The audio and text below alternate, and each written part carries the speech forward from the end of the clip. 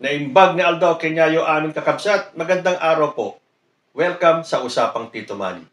Napakadaming balita talaga, lalo na sa mundo ng politika. Lalo na at papalapit na ang midterm election sa Mayo. At marami po sa mga kandidato at sa mga partido nila ang madumi maglaro. Binabakbakan nila ng fake news ang social media, ang isipan ng taong bayan. Dirty politics, binabato ng putik ang kabilang kampo, hoping na makuha nila ang simpatsya ng taong bayan. Pero sa panahon po ngayon, with the advent of social media and the internet, hindi po basta-basta magpapalinlang ang taong bayan. So, reaksyonan lang po natin yung sangkaterbang balita na nababasa natin sa social media. Una po dyan, umalma na ang CBCP. Sabihin na po natin na separation of state and religion. Pero sa nagaganap na pagharang ng mga senador dito sa impeachment trial ni VP Sara Duterte, kaduda-duda naman na talaga. Kung ang Iglesia ni Cristo ay nagpahayag ng kanilang suporta, di umano sa sinabi ni President Bongbong Marcos na huwag ituloy ang impeachment trial ni Vice President Sara Duterte, nakita naman po natin ang motibo nila. It is not actually in support of President Bongbong Marcos, but in support of VP Sara Duterte. Gusto po talaga nilang hindi matuloy ang impeachment. Hindi yung porke sinabi ni President Bongbong Marcos. Halatado po ang kanilang motibo. It is to save Sara Duterte from impeachment at hindi para sa suporta kay President Bongbong Marcos. Kaya naman ang CBCP ay umalma na rin sa bagal ng Senado para umpisahan ang impeachment trial. Sabi po dito sa balita, panawagan ng CBCP arm pakinggan.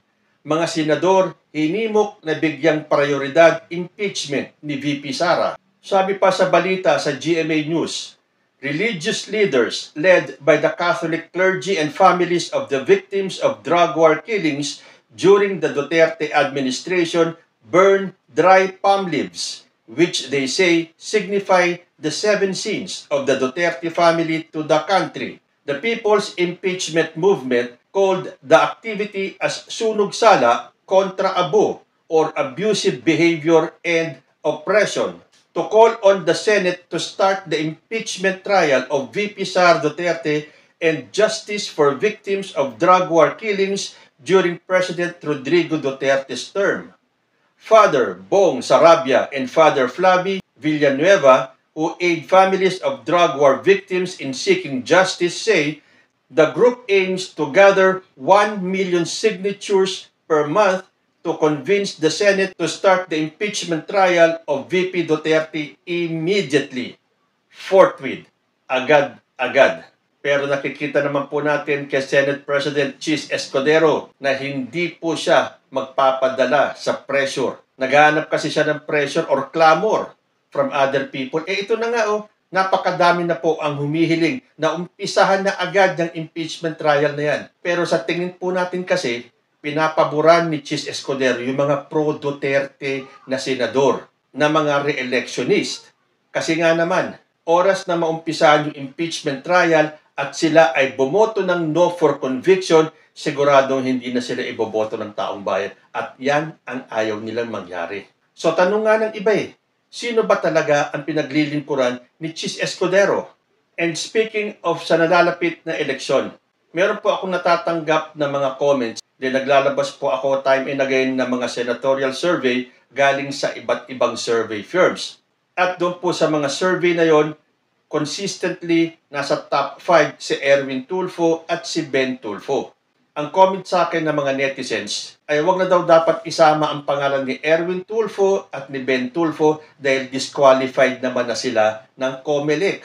O nakita nyo naman ang fake news hanggang sa mga comment section. Gumagawa ng fake news itong mga DDS na to. Obviously, mga DDS ito. Paano ko naman gagawin yun? Hindi naman ako ang nagpa-survey. Inilalabas ko lang po yung resulta galing sa SWS, sa Pulse Asia, at sa iba pang survey firms. So talaga bang disqualified na si Erwin Tulfo at si Ben Tulfo? Ito po ang sagot galing sa Inquirer.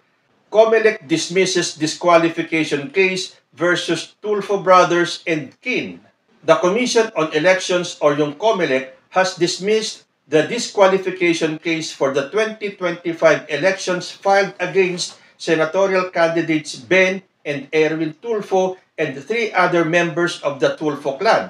The order was released on Tuesday. The disqualification case was raffled off to the COMELEC First Division. In view of the foregoing, the Commission First Division hereby resolves to dismiss the instant petition. Sabi po ng 3-page order. COMELEC Chairman George Erwin Garcia said, technicality became the grounds of the dismissal. He said that the petitioner failed to attach necessary documents to the disqualification petition. So anong ibig sabihin yan? Nanggugulo lang talaga. Dahil bakit hindi isama yung mga necessary documents sa kanilang disqualification petition? So ayan, malinaw po. Hindi po disqualified si Erwin Tulfo at si Ben Tulfo sa senatorial race come midterm elections sa May. So doon po sa mga nagko-comment sa akin na wag ko daw isama ang pangalan ng magkapatid sa survey, na kahit hindi naman ako ang nagpa-survey, iyan po ang sagot. Hindi po disqualified ang magkapatid na Tulfo sa 2025 senatorial race. And speaking of this coming May elections and fake news, akala ko yung mga DDS vloggers lang ang mahilig magpakalat ng fake news. Ito rin palang senatorial aspirant ng DDS o ng PDP laban ang nagpapakalat ng fake news. Ayon po dito sa balita, senatorial candidate Jimmy Bondoc falsely claims that the FBI has dropped charges against Quiboloy. As of February 26, Quiboloy remains on the most wanted list of the FBI for sex trafficking, fraud, coercion, bulk cash smuggling, among others. So, sunog po doon si Jimmy Bondoc. Dahil sa totoo lang po, hindi pa nadadrop yung charges laban kay Quiboloy. Ayon sa Vera Files, the FBI has not dropped the charges against Quiboloy, and as of February 26, andun pa rin po si Quiboloy sa most wanted list ng FBI. Tulad ng pagpapakalat ng ibang DDS na ipinawalang bisa daw ng Supreme Court ang impeachment ni Sara Duterte. Pagfa-fact check naman ng Rappler, Supreme Court did not nullify Sara Duterte's impeachment dahil meron daw inilabas na news clip ang Net25 dahil in-screenshot pa nila ito. Sabi dito, good news mga ka-DDS, pinawalang bisa ng Supreme Court ang impeachment ni VP Sara. Siguradong magwawala ang mga loyalista dito. So hindi natin alam kung talagang yan ay galing sa Net25. Dahil may video clip daw na galing sa news report ng Net25's Mata ng Agila sa tanghali na nagsasabing pinawalang bisa nga daw ng SC ang impeachment ni VP Sara. Pero yan po ay kasinungalingan at fake news lamang. Dahil sabi ng Rappler, the claim was made in a TikTok video that has garnered around 428,400 views, 22,000 likes, and 3,000 comments as of writing. Multiple accounts on the platform also reshared the video. Pero alam naman po natin na hindi po pinapawalang bisa ng Supreme Court, wala pa po silang nilalabas na decision dyan tungkol sa impeachment ni Sara Duterte. Kaya alam nyo, napakadali pong mag-debunk na mga kasinungalingan ng mga DDS. Konting pindot lang sa inyong mga cellphone, sa inyong mga laptop o computer, makikita nyo na talaga mga sinungaling itong mga nagpapakalat ng fake news. Akala ba nila basta na lang maniniwala ang taong bayan sa mga kasinungalingan nila? Lalo na sa panahon nito na hindi nyo na madaling mauuto ang taong bayan. Well, pwede pa yung mga kapwa nyo DDS. Nako, meron po tayong isang balitang nakalap dito sa social media. At ito ay tungkol sa confidential fund daw ni Sara Duterte nung siya ay mayor pa ng Davao City. Talaga nakakapanlumo naman yung ganito mga balita. Sabi po dito, 1.2 million ang gastos ni Sara sa confidential fund araw-araw. Grabe, sobra-sobra naman yan. Sabi nga ni Representative Franz Castro, kung talagang naging useful sa Davao City ito, di dapat meron din itong performance report. At the least is maibalik kung hindi naman ito mai-account ng maayos. Dahil inilabas po dito yung confidential fund spending of Davao City under Sara Duterte. Magmula noong 2016, ang kanyang confidential funds, 144 million. Noong 2017, 293 million. 2018, 420 million. 2019, 460 million. 2020, 460 million. 2021, 460 million. At noong 2022, 460 million. Tumataginting na 2.697 billion in 7 years. At yan po ay walang account dahil confidential fund nga. Kaya naman pala siguro, no, kung nagawa nila sa Davao yan nung sila pa ang mayor, akala nila magagawa nila yan nationwide. So ano to, dagdag na naman sa confidential issue ni Vice President Sara Duterte? Mind-boggling na tuloy itong laki ng pera na nasasangkot during Sara Duterte's term bilang mayor at ngayon naman bilang Vice President. Balitang Harry Roque naman tayo. Pinaghahanap po kasi talaga itong si Harry Roque. Sabi nga dito sa balita sa News 5, Harry Roque nagtangkang pumuslit papuntang US, sabi ng Bureau of Immigration. Sabi sa News 5, nagtangkang magtungo sa Estados Unidos si dating presidential spokesperson Harry Roque, pero naharang umano siya nang subukang dumaan sa Japan ayon sa Bureau of Immigration or BI. Meron po kaming alam na pumunta rin siya ng Japan and hindi po siya nakaalis, supposedly bound for US pero denied flight at check-in. Wala rin pong holdings ang Japan Police at Immigration.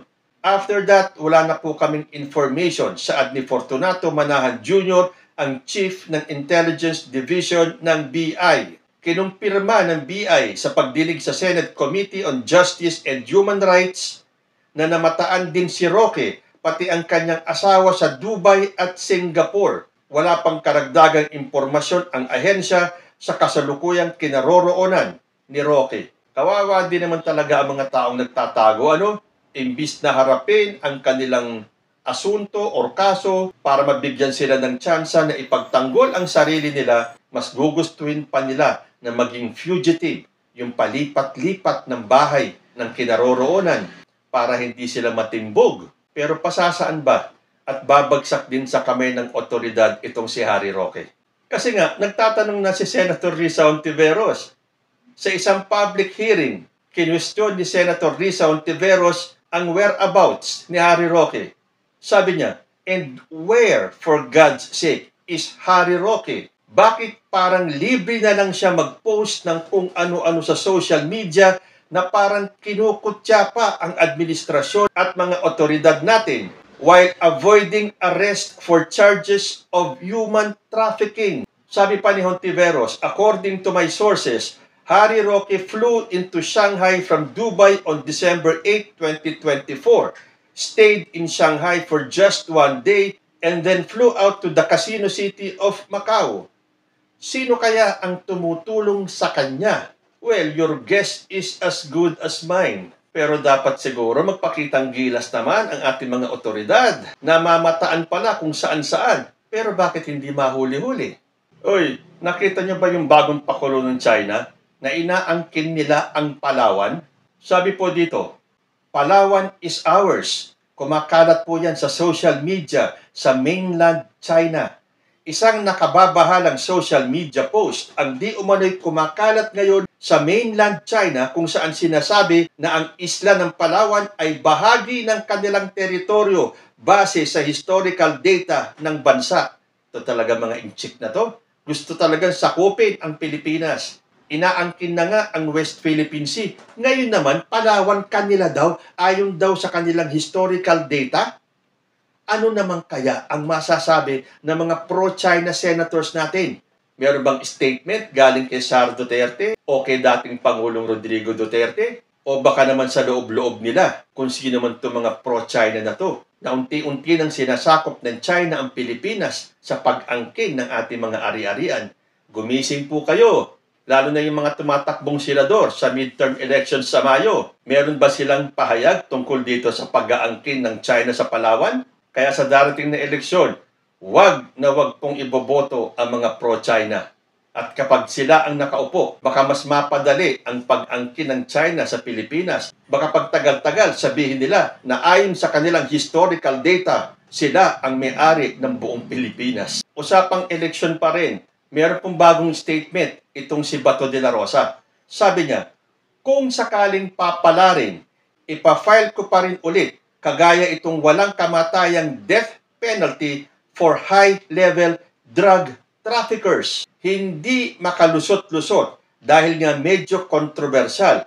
But still, I truly believe, I am really convinced na kung ito ay makapasa, ay ito ang magiging solusyon sa mga problema na kinakaharap ng ating bansa ngayon. Sabi po yan ni Senator Bato de la Rosa for reviving the death penalty bill for drug cases if re-elected. Pero bakit nung panahon ni Rodrigo Duterte hindi nyo ginawa yan? Tapos ngayon, ano to, isang pangako or pangangampanya na kapag siya ay maluklok ulit bilang senador, ay talagang ipupush niya itong pagpa-file ng penalty bill sa mga mahuhuling high-level drug traffickers. Parang pinapatawa tayo ni Bato de la Rosa tungkol sa mga drug traffickers na yan. Kayo na pong bahalang mag-isip ng ibig kong sabihin. Balitang survey naman tayo. Dahil may mga commenters po tayo na dapat mas bigyan ng halaga ang Kalye survey kaysa sa mga survey results ng mga survey firms. Dahil kung panonoorin nyo nga naman sa video sa YouTube, makikita nyo, panalo si Duterte ayon sa mga DDS vloggers. Pero kapag sa mga pro-BBM vloggers naman, natural, panalo tayo. Kanino ba talaga may tiwala ang taong bayan? Kay President Bongbong Marcos o kay Vice President Sara Duterte? Ayon sa isang survey na lumabas kay JIL Review TV, kanino ka mas may tiwala at bakit? Kay President Bongbong Marcos, 94%. Kay Sara Duterte, 6%. Sa isang Kalye survey naman sa San Fernando, President Bongbong Marcos, 202 points. Sara Duterte, 38. As of 2025, the majority of citizens in the Philippines supports Marcos than Duterte. Ganun naman po kasi talaga yun. Kung sino ang nagpapasurvey, kung DDS o pro-BBM, siyempre yung pabor sa kanila ang ilalabas nila. So tulad nga ng sinabi ko, mas may tiwala ako sa mga survey firms na naglalabas ng kanilang resulta kaysa dito sa mga Kalye survey. At kung sinasabi ng mga DDS na peke at bayaran yung mga legitimate na mga survey firms na naglalabas ng resulta in favor of President Bongbong Marcos, ito kaya mga Kalye survey ng mga DDS ay hindi bayaran? Nagtatanong lang po.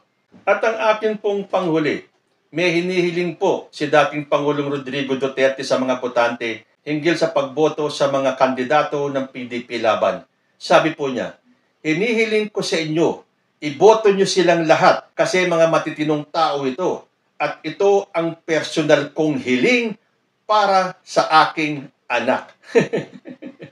Paano nyo na maiboboto yung mga kandidato ng PDP laban? Ang hiling pala ng kanilang pinuno ay iboto sila alang-alang sa kanyang anak na si Sara Duterte. Hindi sila iboboto para sa bayan kung hindi para sa kanyang anak. So, iboboto nyo ba ang mga kandidato ng PDP? Well, unless kayo ay hindi para sa bansa, kundi para isalba si Sara Duterte sa impeachment, nasa sa inyo na po yan. Kayo po, ano ang masasabi nyo sa ating mga balita ngayon? Comment lang po down below and I will see you in my next video. Diyos, ti Agnina.